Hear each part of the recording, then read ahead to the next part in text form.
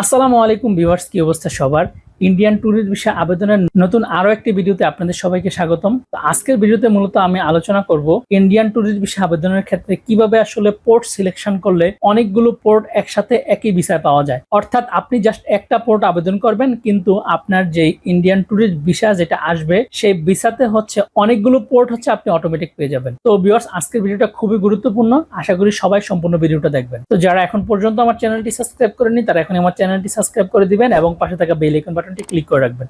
আর যারা already subscribe করেছেন তারা একটি লাইক দিয়ে দিবেন। যারা ফেসবুক পেজ থেকে আমার ভিডিওটি দেখছেন তারা অবশ্যই আমার ফেসবুক পেজটাকে ফলো করে রাখবেন। ভিউয়ার্স, ইন্ডিয়ান ভিসা আবেদনের ক্ষেত্রে পোর্ট সিলেকশন হচ্ছে খুবই গুরুত্বপূর্ণ একটা বিষয়। যেমন আপনারা হয়তো অনেকেই জানেন এই বিষয়টা, বা অনেকেই জানেন না যে ইন্ডিয়ান ভিসার ক্ষেত্রে কিন্তু অনেকগুলো পোর্ট হচ্ছে অটোমেটিকলি ভিসার মধ্যে থাকে। আপনি যে কোনো একটা পোর্ট দিয়ে আবেদন করুন বা যে কোনো একটা পোর্ট যদি আপনি সিলেক্ট করে আবেদন করেন, আপনাকে কয়েকটা পোর্ট অটোমেটিকলি ফ্রি দিবে। এখন এর মধ্যে হচ্ছে প্রথমত যেটা দেয় আমাদের বাংলাদেশের বেনাপোল যে পোর্ট, সেটা যেমন বাই রোড হরিদাসপুর, এটা হচ্ছে আপনার ভিসার মধ্যে অটোমেটিকলি থাকবে। তারপরে হচ্ছে থাকবে বাই রোড গেদে, তো এই বাই রোড গেদে যে পোর্টটা এটাও আপনার ভিসার মধ্যে অটোমেটিকলি থাকবে। তারপরে আরেকটা হচ্ছে বাই ট্রেন চিতপুর, এরপর হচ্ছে এনজেপি একটা পোর্ট রয়েছে, সেই এনজেপি পোর্ট। তারপর হচ্ছে বাই রোড আগরতলা, এটাও হচ্ছে আপনাকে অটোমেটিকলি থাকবে।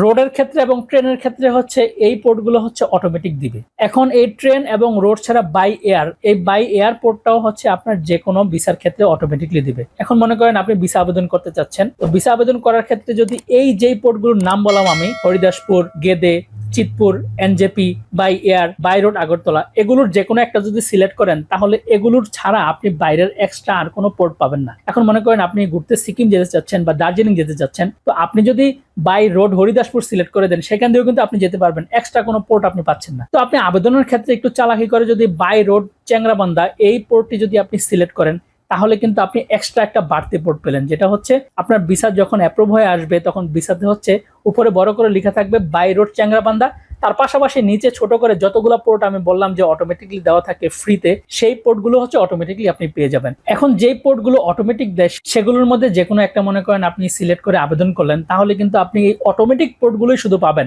এক্সট্রা যেই পোর্টগুলো আছে সেগুলোর কিন্তু কোনোটাই পাবেন না। যেটা আমি উদাহরণস্বরূপ বললাম যে বাই রোড চ্যাংরাবান্ধা, এরকম কোনো এক্সট্রা পোর্ট কিন্তু আপনি পাবেন না। সেক্ষেত্রে ইন্ডিয়ান ট্যুরিস্ট ভিসা আবেদনের ক্ষেত্রে আপনার এই পোর্ট সিলেকশনটা আসলে খুব গুরুত্বপূর্ণ।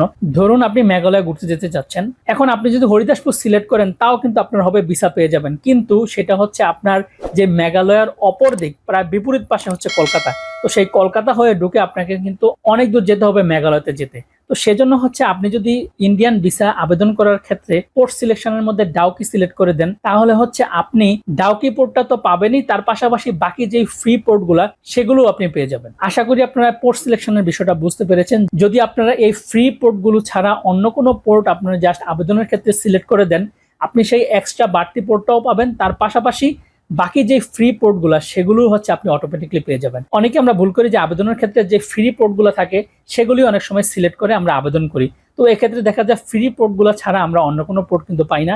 এক্ষেত্রে আমার সিকিম যেতে মন চাইলে আমি কিন্তু তখন সেই কলকাতা হয়ে ঘুরে তারপরে সিকিম যেতে হয়। তারপরে মনে করেন আমার মেঘালয় যেতে হলে সেই কলকাতা হয়ে ঘুরে বা আগরতলা হয়ে ঘুরে তারপরে মেঘালয় যেতে হবে। এটা আসলে অনেক বেশি হ্যাসেলের বিষয়, তার পাশাপাশি খরচটা অনেক বেশি বেড়ে যায় যেহেতু দূরত্বটা অনেক বেশি।